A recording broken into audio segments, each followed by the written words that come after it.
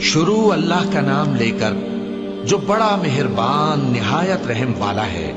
ہم نے نوح کو ان کی قوم کی طرف بھیجا کہ پیشتر اس کے کہ ان پر درد دینے والا عذاب واقع ہو اپنی قوم کو خبردار کر دو۔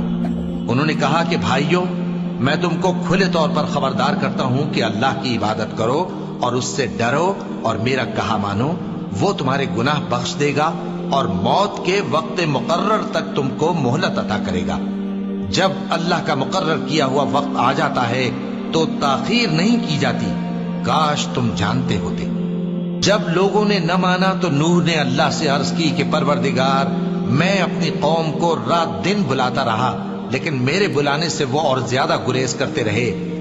جب میں نے ان کو بلایا کہ توبہ کریں اور تو ان کو معاف فرمائے تو انہوں نے اپنے کانوں میں انگلیاں دے لی اور اپنے اوپر کپڑے اوڑھ لیے اور اڑ گئے اور خوب تکبر کرنے لگے۔ پھر میں ان کو بلند آواز سے بھی بلاتا رہا، پھر علانیہ بھی اور رازداری سے بھی سمجھاتا رہا۔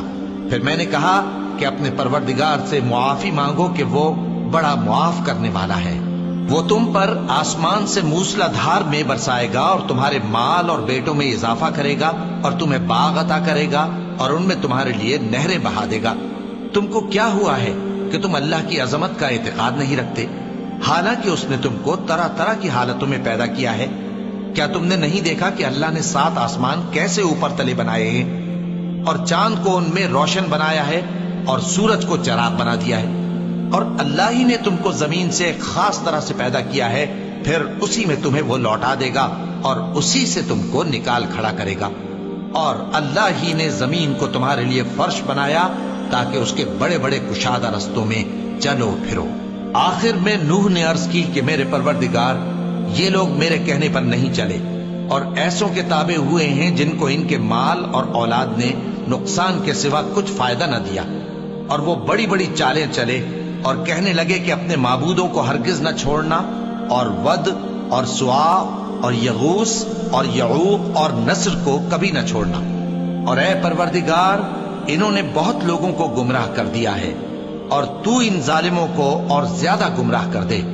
آخر وہ اپنے گناہوں کے سبب پہلے غرقاب کر دیے گئے، پھر آگ میں ڈال دیے گئے، تو انہوں نے اللہ کے سوا کسی کو اپنا مددگار نہ پایا۔ اور پھر نوح نے یہ دعا کی کہ میرے پروردگار، ان کافروں میں سے کسی کو زمین پر بستا نہ رہنے دے، اگر تو ان کو رہنے دے گا تو یہ تیرے بندوں کو گمراہ کریں گے، اور ان سے جو اولاد ہوگی وہ بھی بدکار اور ناشکری ہوگی۔ اے میرے پروردگار، مجھ کو اور میرے ماں باپ کو اور جو ایمان لا کر میرے گھر میں آئے اس کو اور تمام ایمان والے مردوں اور ایمان والی عورتوں کو معاف فرما، اور ظالم لوگوں کے لیے اور زیادہ تباہی بڑھا۔